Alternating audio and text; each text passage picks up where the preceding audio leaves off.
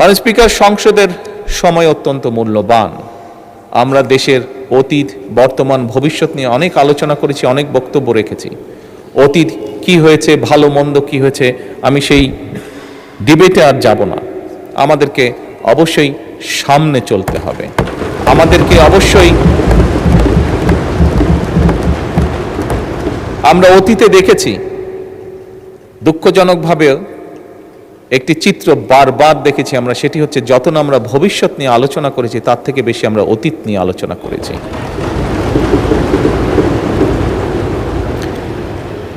মাননীয় স্পিকার, আমি মনে করি আজকে দেশের প্রত্যেকটি মানুষ চায় যে আমরা ভবিষ্যৎ নিয়ে কথা বলবো। সেজন্যই মাননীয় স্পিকার, এই যে বাজেট সেশন, এই বাজেট সেশনকে বিশেষ করে যেহেতু আমি সরকারি দলের সদস্য, সেই জন্য আজকে আমরা যে বাজেট উপস্থাপন করছি, এই বাজেটকে আমি একটি নামকরণ দিতে চাই, সেটি হচ্ছে জীবন বান্ধব বাজেট।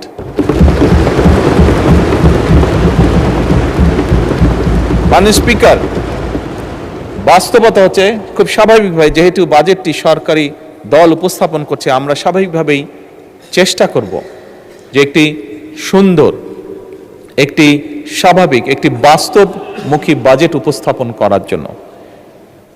আমি বুঝি, আমি জানি, আমরা যে যত সুন্দর বাজেটই উপস্থাপন করি, যে যেটাই বলি না কেন, আমার মনে হয় এই কথাটিও বোধহয় মাননীয় বিরোধী দলের নেতা বলেছেন, যাই আমরা উপস্থাপন করি না কেন, সবকিছু কোনটা দিলেই যে সবকিছু একদম ঠিক হয়ে যাবে তা নয়, তা নয়। বাস্তবতা অনেক কঠিন।